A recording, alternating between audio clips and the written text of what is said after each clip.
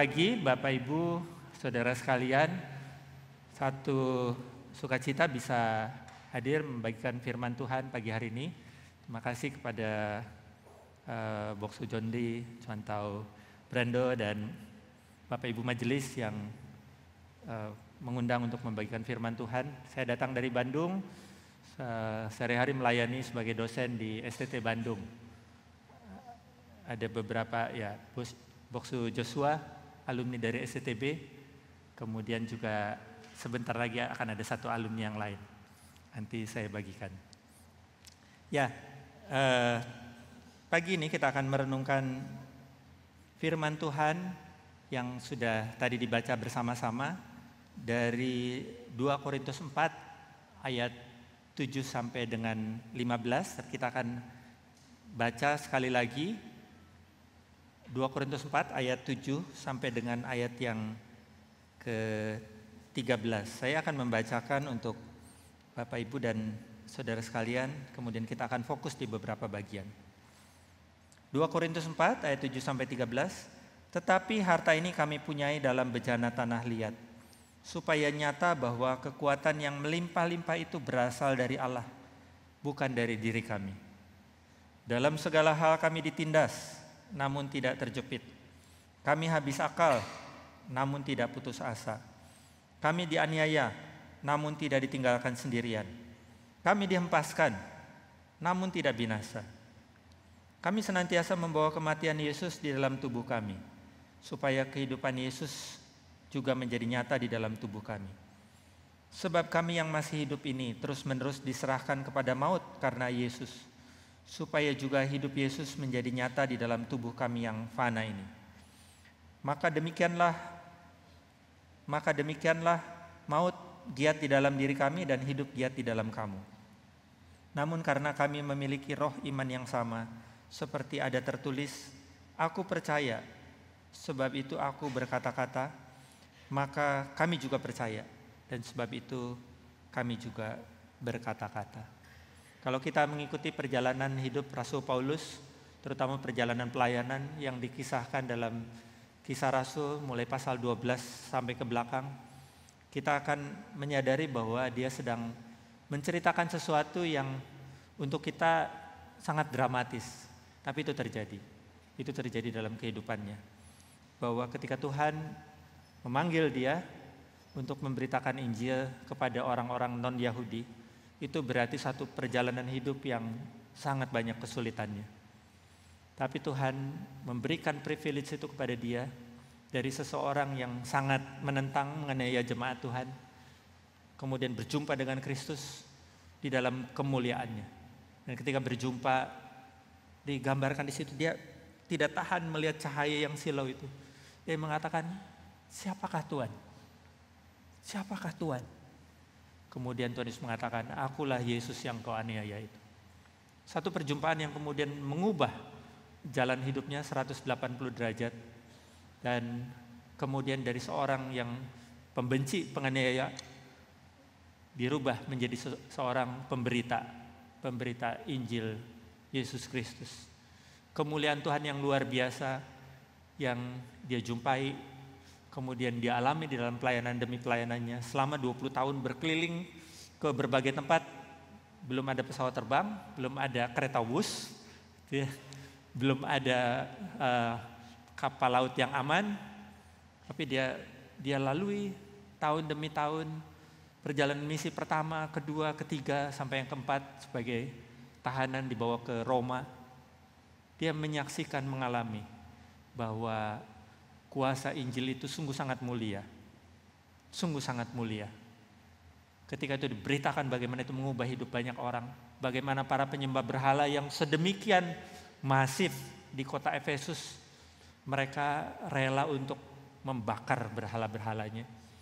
Dan kemudian mereka datang kepada Tuhan.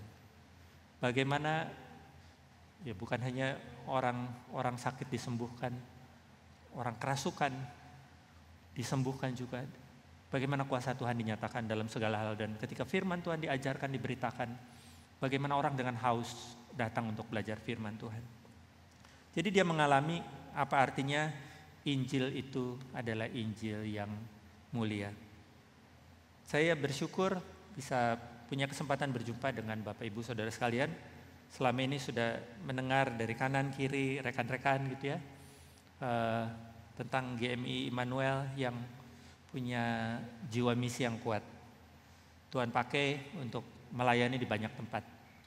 Tadi waktu jeda di antara kebaktian pertama dan kedua sempat ngobrol dengan Boksu John Lee lebih rinci lagi bagaimana Tuhan pakai saudara-saudara jemaat ini untuk melayani di Kalimantan Barat, bahkan sampai ke Bali dan tentunya di sekitar sini.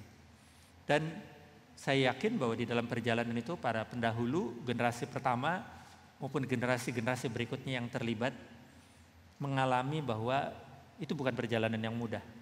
Tidak ada perjalanan pelayanan misi yang mudah. Karena ketika Tuhan bekerja, iblis juga ingin menghalangi dengan berbagai cara. Dari dalam, dari luar, tekanan itu akan terus bermunculan. Nah, hari ini kita sama-sama merenungkan firman Tuhan bersama dengan Rasul Paulus yang membagikan pergumulannya sekaligus keyakinannya. Dia mengatakan bahwa harta ini, harta Injil itu, harta yang mulia itu, kami punyai dalam bejana tanah liat. Supaya nyata bahwa kekuatan yang melimpah-limpah itu berasal dari Allah dan bukan dari diri kami. Yang pertama kita fokus melihat tentang harta Injil itu sendiri. Di dalam ayat-ayat sebelumnya, Rasul Paulus mengatakan bahwa ketika dia berkeliling ke semua tempat, ke berbagai kota, satu fokus pemberitaannya, bukan dirinya sendiri, tetapi Kristus, Yesus sebagai Tuhan. Dengan latar belakang tadi, orang yang tadinya sangat tidak percaya, dia pikir ini kayaknya manusia biasa, terlalu disembah. Tapi pada satu titik dia menyadari bahwa semua naskah perjanjian lama yang pernah dia pelajari di masa kecilnya, masa pertumbuhannya sampai dia menjadi seorang rabi, itu berbicara tentang Yesus, Mesias yang dijanjikan. Dan bahwa dialah juru selamat dunia. Dialah juru selamat dunia. Dan kemuliaan Kristus itu menjadi begitu nyata bagi dia. Bukan hanya pengalaman, tapi juga pemahaman yang sangat clear tentang siapa itu Tuhan Yesus. Dan itu menjadi fokus pemberitaannya. Di dalam Kolose dia mengatakan, dialah yang kami beritakan apabila tiap-tiap orang kami nasihati. Dan tiap-tiap orang kami ajari dalam segala hikmat. Dan untuk memimpin tiap-tiap orang kepada kesempurnaan pertumbuhan di dalam Kristus. Injil adalah harta karun. Kalau dalam bahasa Inggris pakai kata treasure, harta karun yang sangat tidak ternilai. Kalau kita diberi kesempatan untuk mengenal Tuhan, belajar firman Tuhan, bertumbuh di dalam pengenalan akan Tuhan, itu adalah satu kesempatan yang sangat mulia, yang sangat berharga. Nah, hidup kita mungkin tidak semuanya atau banyak dari kita tidak mengalami pengalaman sedramatis Rasul Paulus. Tapi itu bukan berarti Injil itu beda-beda kadarnya di dalam tiap orang ya. Injilnya tetap mulia, hanya mungkin pengalamannya yang berbeda-beda. Tadi pagi saya menceritakan perjumpaan saya dengan satu keluarga. Waktu studi S3 di Amerika, saya berjumpa dengan satu keluarga dari Cungko. Ayahnya seorang PhD teknik kimia, datang ke Amerika untuk bekerja, punya pekerjaan yang baik, punya kehidupan yang baik.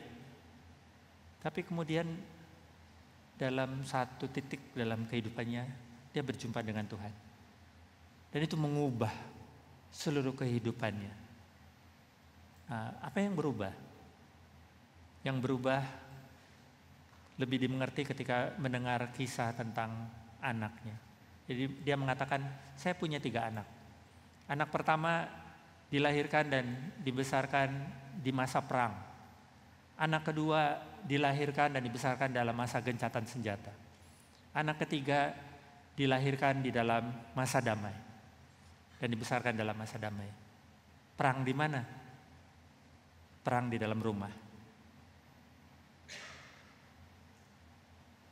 Keluarga ini mengalami bagaimana perjumpaan dengan Kristus mengubah kehidupan mereka. Dan anak yang pertama ini, dia katakan yang mengalami mulai dari masa perang, masa gencatan senjata, sampai masa damai, adalah anak yang paling melihat apa artinya ketika Injil Kristus hadir di tengah keluarga. Apa artinya ketika Tuhan Yesus itu hadir.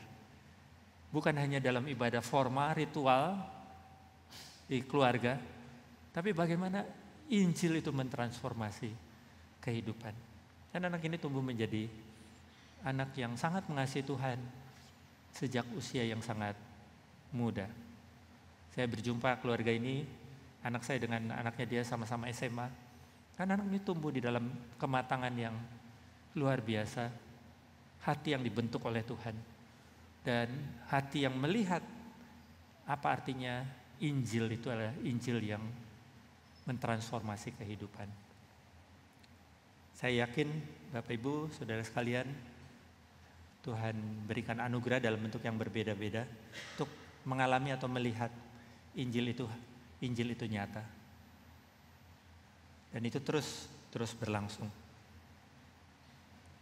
Nah, satu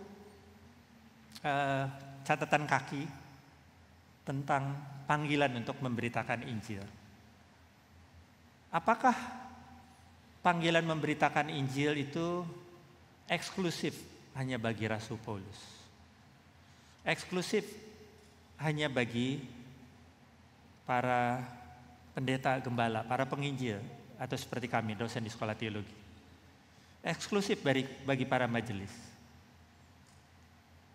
Kalau kita melihat sejarah misinya GMI, kita langsung bilang enggak ya. Pergerakan misi yang sedemikian luar biasa ke banyak tempat di berbagai kota. Ada sekolah yang tumbuh di tempat ini, di tempat-tempat lain. Itu artinya ada banyak orang terlibat di situ. Tuhan pakai. Nah, itu memang sejalan dengan apa yang dikatakan para pemimpin gereja dan pelayanan Injili 50 tahun yang lalu ketika mereka berkumpul di Lausanne mengadakan konferensi Injili sedunia pertama secara global. Ada John Stott, Billy Graham dan kawan-kawan, nama-nama yang mungkin lebih familiar. Mereka menggumulkan apa yang menjadi kehususan kita sebagai gereja-gereja Injili yang membedakan dengan gereja-gereja yang tidak punya komitmen yang terlalu kuat terhadap Injil. Kemudian mereka muncul dengan kalimat ini. Word evangelization requires the whole church to take the whole gospel to the whole world. Bahwa pemberitaan Injil di tengah dunia ini membutuhkan keterlibatan seluruh umat Allah, seluruh jemaat. Bukan hanya gereja secara formal, organisasi, tapi seluruh jemaat. Untuk membawa Injil yang seutuhnya. Injil yang seutuhnya seperti yang muncul di dalam pelayanan Tuhan Yesus yang digambarkan di Matius 9 ayat 35-38. Preaching, teaching, healing. Beritakan Injil, mengajar firman Tuhan di semua kota dan desa. Sekaligus juga healing, menyembuhkan segala penyakit dan kelemahan. Mulai dari kelemahan fisik, kelemahan karena kerasukan setan dan sebagainya. Tidak ada yang membatasi, membedakan. Kuasa Tuhan bisa menjawab semua.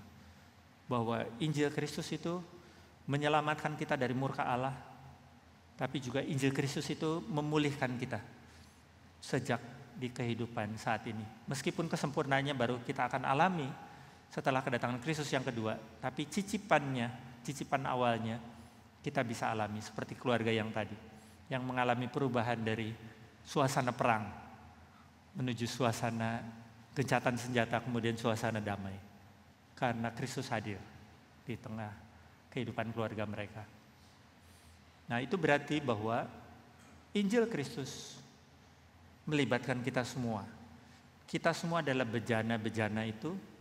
Tuhan titipkan harta karun itu di dalam diri kita. Kita yang sudah mengalami perjumpaan dengan Kristus, kemudian kita mengalami seperti Rasul Paulus juga dalam bentuk yang berbeda. Kita dititipkan harta karun Injil itu untuk orang lain bisa menikmatinya. Orang lain bisa menikmatinya. Saya tumbuh di dalam pelayanan mahasiswa selama 20 tahun, melayani di pelayanan mahasiswa sebelum 7 tahun, 8 tahun terakhir ini melayani di sekolah teologi. Dan pelayanan ini tumbuh dari grassroots, orang-orang yang ketika datang di kampus dijangkau oleh senior-seniornya yang sudah lebih dulu mengalami perjumpaan dengan Tuhan yang mengubahkan hidup mereka, menikmati pertumbuhan. Kemudian ketika mulai jadi senior, tahun ketiga mulai menolong adik-adiknya. Dan ternyata ceritanya tidak berhenti di situ. Ketika lulus, bekerja di berbagai kota, dalam berbagai profesi. Kemudian rindu supaya orang lain mengalami apa artinya perjumpaan dengan Kristus itu mengubah hidup. Dan itu mengubah hidup banyak orang, tumbuhlah pelayanan di banyak kota. Mungkin sedikit banyak seperti yang terjadi perintisan di berbagai kota yang dilakukan GMI Immanuel ini. Orang-orang yang mengalami Injil, mengubah hidupnya, kemudian rindu supaya orang lain mengalami dalam bentuk yang meaningful. Perjumpaan yang kemudian menumbuhkan dan mengubah. Injil Kristus dititipkan kepada kita semua. Nah, sedikit pesan sponsor. Mohon maaf, saya ambil waktunya berbagi. Saya melayani di Sekolah Tinggi Teologi Bandung, seperti saya bagikan tadi.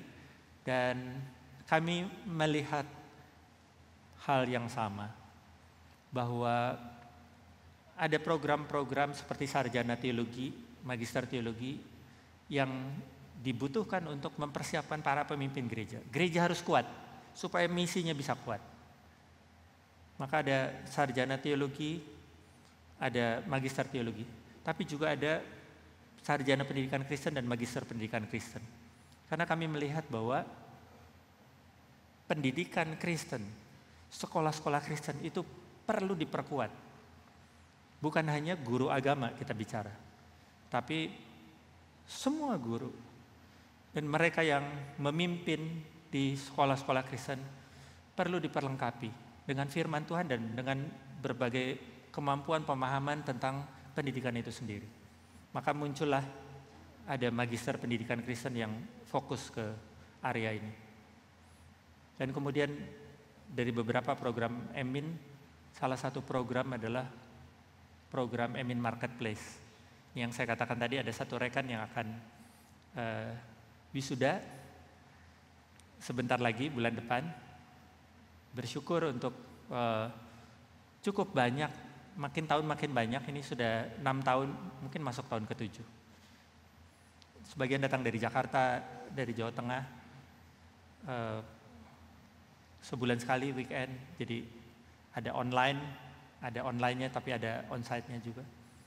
Yang kami lihat adalah ada satu kehausan, ada satu kebutuhan. Dan kami melihat bahwa ini ujung tombak misi yang luar biasa. Pendidikan itu adalah ujung tombak yang luar biasa untuk menjangkau anak-anak sejak masih usia dini. Bagaimana firman Tuhan menjadi bagian hidup mereka dalam keseharian mereka di sekolah sejak awal. Tapi dunia profesi adalah ujung tombak misi yang lain. Bagaimana rekan-rekan yang di dunia usaha, di dunia kerja perlu diperlengkapi untuk menjadi bagian dari pergerakan misi Tuhan. Bukan hanya yang sifatnya proyek bersama gereja, tapi juga melalui kehidupan sehari-hari. Nah, kembali ke ayat mas kita, 2 Korintus 4 ayat 7. Kalau tadi pertama kita melihat tentang harta Injil, yang kedua kita melihat bejana tanah liat.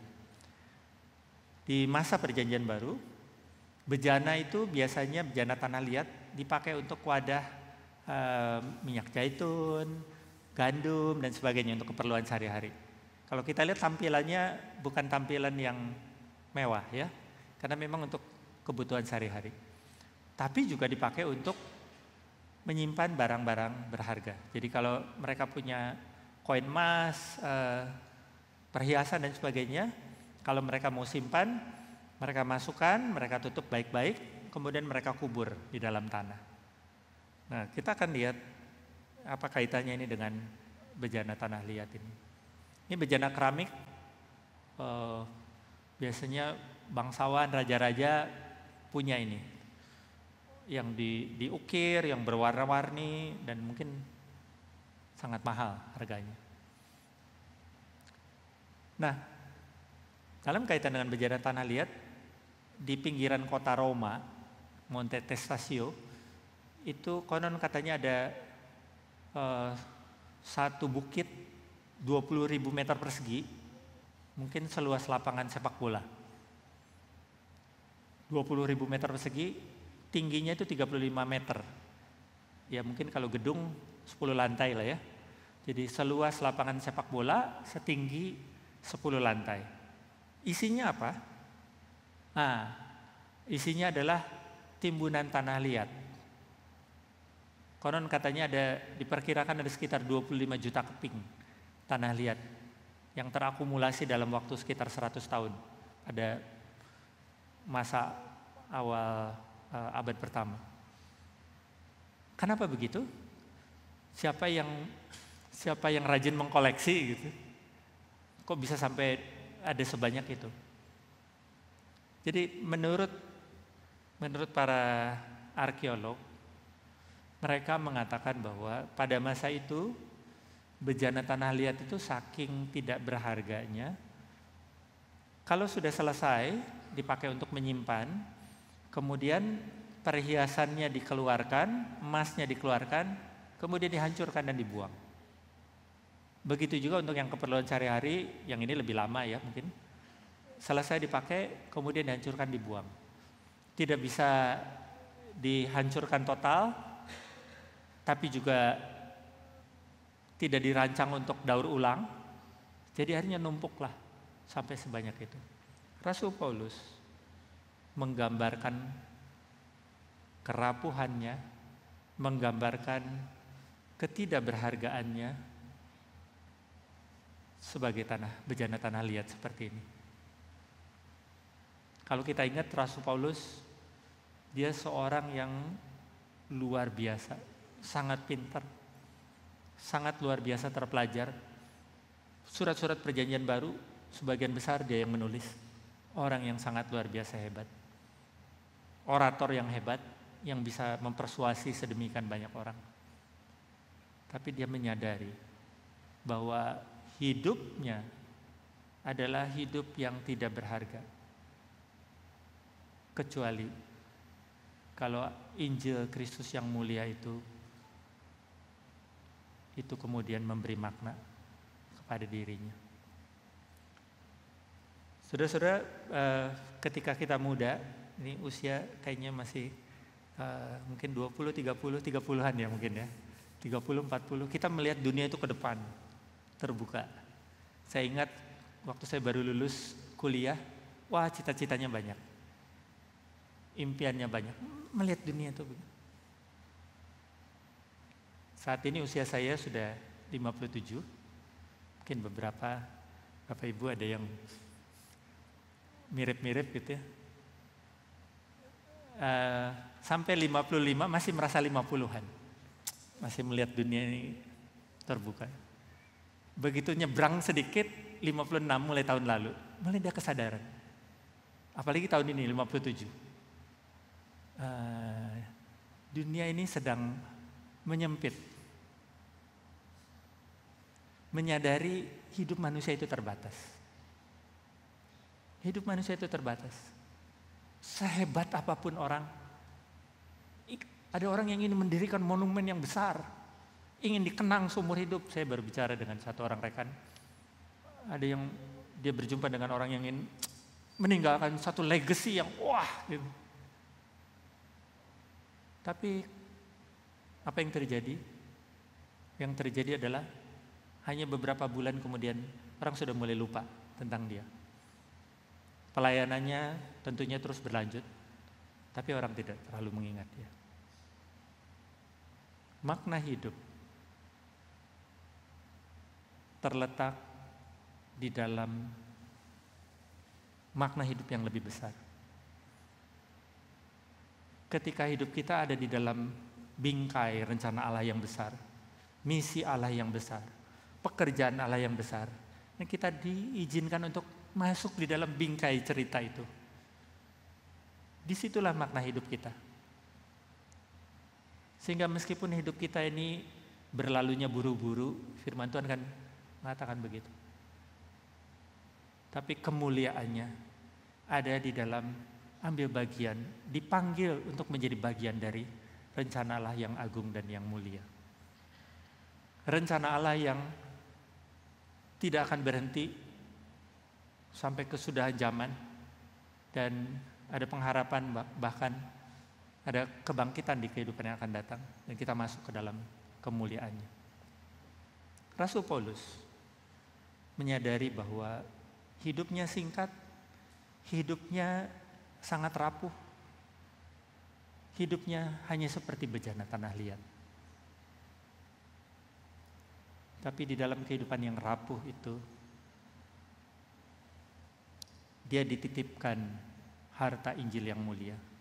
Dia menemukan satu makna kemuliaan di dalam Injil. Dan kita dipanggil di dalam segala kerapuhan kita, baik secara fisik, secara karakter, atau dalam bentuk-bentuk yang lain. Tadi pagi saya menceritakan ada satu rekan hamba Tuhan yang sempat kena kanker yang prosesnya bertahun-tahun. Kanker tenggorokan, wah itu luar biasa. Saya bayangkan ada beberapa saudara saya meninggal karena kanker. Jadi saya mengikuti perjalanan mereka yang menempuh jalan yang sulit itu. Yang menarik adalah bahwa di tengah pergumulan penderitaan yang besar itu, kemudian Tuhan izinkan dia untuk menjadi berkat bagi orang lain. Rekan ini luar biasa, tidak mengeluh, tidak mengasihani diri, dan bahkan dalam 1-2 kesempatan ketika kondisi fisiknya makin menurun, dia katakan, izinkan saya memimpin perjamuan kudus. Karena saya melihat, mengalami Tuhan hadir bersama dengan kita. Tuhan bisa pakai kita dalam segala kerapuhan dan kelemahan kita. Karakter ya tentunya beragam ya karakter kita ya. Dan ada sisi kuatnya, ada sisi lemahnya. Rasul Paulus orang yang hebat, pintar, bulldozer gitu ya. Tapi juga bukan orang yang gampang bekerja sama. Perjalanan misi pertama ada satu orang yang dianggap ini kurang tough ini. Markus yang masih muda itu kemudian mau dibawa perjalanan misi kedua oleh Barnabas, dia bilang enggak. Sudah gagal. Itu Paulus. Petrus berapi-api, tapi ketika ditekan-tekan dia bisa menyangkal Tuhan Yesus, bisa pura-pura nggak kenal dengan orang-orang Kristen non-Yahudi dan sebagainya. Itu para rasul yang Tuhan pakai. Saya yakin bahwa di dalam segala keterbatasan, kelemahan, kerapuhan kita, Tuhan mau terus pakai kita juga. Yang ketiga,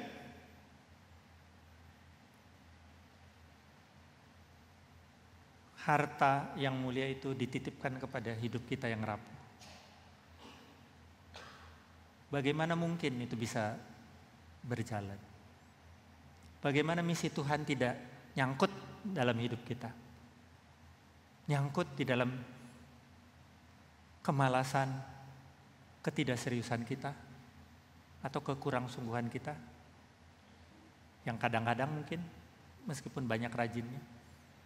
Karena ada kekuatan yang melimpah-limpah yang berasal dari Allah dan bukan dari diri kita. Kadang-kadang kitanya sudah sangat komit, tapi tekanan eksternal yang sangat kuat. Rasul Paulus mengatakan, dalam segala hal kami ditindas, namun tidak terjepit. Kami habis akal, namun tidak putus asa. Kami dianiaya, namun tidak ditinggalkan sendirian. Kami dihempaskan, namun tidak binasa. Kami senantiasa membawa kematian Yesus dalam tubuh kami, supaya kehidupan Yesus juga menjadi nyata di dalam tubuh kami. Dan dia melihat bahwa itu bukan sesuatu yang terjadi sekali-sekali, tapi terus-menerus diserahkan kepada maut. Tetapi itu pada akhirnya membawa kehidupan kepada orang-orang yang dia layani. Dan dia melihat bahwa ketika maut giat di dalam dirinya, ada berbagai tekanan, penderitaan, demikian juga Tuhan pakai itu menjadi berkat, membawa kehidupan bagi orang-orang yang dia layani. Kekuatan Allah itu nyata di dalam berbagai tantangan yang dihadapi. Ada satu orang yang saya kenal cukup lama, orang yang dari luar kelihatan sangat tough, sangat tangguh, sangat jadi referensi, sangat jadi rujukan. Orang ini bukan pendeta, bukan penginjil, bukan dosen sekolah teologi, tapi orang ini orang yang mengenal Tuhan, bertumbuh dalam Tuhan, melayani Tuhan tentunya di gereja juga, di pelayanan mahasiswa juga. Tuhan panggil dia untuk menjadi berkat, melayani lewat dunia profesi. Satu kali dalam beberapa tahun pertama ketika dia masuk ke area itu, satu perusahaan pemerintah, jadi seperti pegawai negeri, setengah pegawai negeri lah, BUMN. Setelah beberapa tahun itu, saya pikir, kayaknya di sini udah kerja keras, nggak dihargai, terus ada banyak ini itu, udahlah, saya mau jadi misionaris aja, saya mau jadi sekolah teologi aja, masuk sekolah teologi aja. Dia udah pilih sekolah yang bagus di luar negeri. Kemudian datanglah dia kepada pembimbingnya, Ibu Dorothy Marx, rektor pertama SCTB, satu hamba Tuhan senior, baru 2 tahun yang lalu meninggal. Kemudian dia cerita, Bu, saya mau meninggalkan ini. Kemudian Ibu Dorothy mengingatkan, tidak kebetulan Tuhan kasih kesempatan kamu kuliah di ITB. Tidak kebetulan Tuhan bawa kamu untuk masuk perusahaan ini, pemerintahan. Ada misi yang sedang Tuhan titipkan, ada misi yang sedang Tuhan percayakan. Nah, kemudian dia bergumul dan dia akhirnya melanjutkan. Pada waktu dia menjalani itu, dia mengalami memang tidak mudah jalannya. Dia bilang semua orang, ya, ini sudah rahasia umum, semua orang korupsi, disuap dan sebagainya. Semua orang naik mobil sendiri ke kantor. Saya sudah pejabat level ini, saya naik mobil jemputan ke kantor.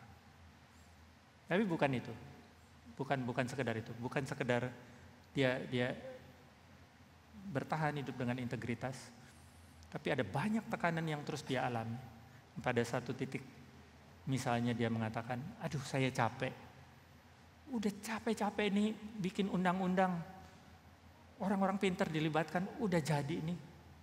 Kemudian tiba-tiba di cancel, ada proses politik yang tidak mulus berjalan. Nah, dia bilang, sudahlah. Mungkin bangsa ini tidak menginginkan hal yang baik. Kemudian Tuhan mengingatkan dia lagi. Tuhan mengingatkan dia lagi seperti Elia yang sedang mengeluh bahwa dia berjuang sendirian. Dan kemudian dia maju lagi, masuk lagi kembali ke gelanggang. Dan dia melanjutkan perjalanannya sampai dia pensiun.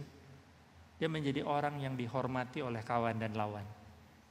Orang melihat dia sebagai orang yang berintegritas, orang yang bersih di tengah suasana yang tidak mudah. Dan banyak peristiwa yang tidak masuk akal terjadi. Saya yakin dalam bentuk yang berbeda-beda kita bisa mengalami.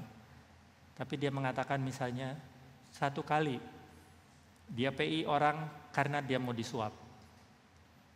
Dia tahu sesama orang Kristen nih momennya. Bawa amplop. Terus enggak. Berapa waktu kemudian datang bawa amplop yang lebih besar. Kemudian enggak. Kemudian ditanya, "Bapak harganya berapa sih?" Kemudian dia katakan, dia tahu ini sesama orang Kristen. Harga saya senilai darah Tuhan Yesus. Orang itu kaget. Dan percakapan itu berhenti, tapi kemudian orang itu datang kembali dalam kesempatan yang berbeda. Datang untuk bertobat, datang untuk memulai kehidupan yang baru bersama dengan Tuhan Yesus. Tuhan bisa pakai kita dalam kesempatan-kesempatan yang tidak terduga. Injil Kristus sangat mulia, sangat berharga. Mampu mengubah hidup orang, mampu mengubah hidup satu keluarga, mampu mengubah satu tempat kerja, mampu mengubah masyarakat. Bukankah itu yang terjadi di dalam sejarah gereja selama 2000 tahun? Dan kepada kita saat ini dalam berbagai peran yang berbeda, pekerjaan, profesi, bisnis yang berbeda, Tuhan menitipkan Injil yang mulia itu. Tuhan menitipkan Injil yang berharga itu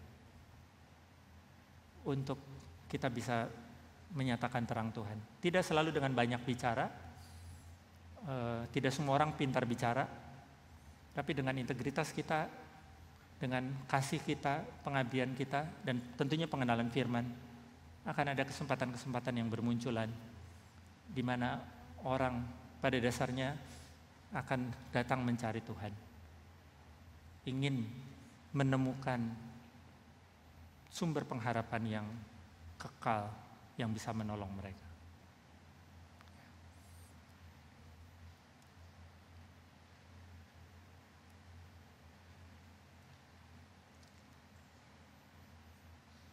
Ya, beberapa pertanyaan refleksi penutup mengajak kita untuk melihat kehadiran kita di tengah keluarga, di tengah tempat pekerjaan, peran kita apapun, dampak kita terhadap masyarakat, itu sebagai tempat di mana Tuhan sedang panggil kita. Dan itu tidak terbatas kepada peran-peran yang ada dalam pelayanan yang formal, tapi dalam segala bentuk. Dan pergumulan tantangan tentunya akan ada, tapi juga kita diajak untuk melihat kekuatan Allah yang berlimpah yang terus menyertai kita.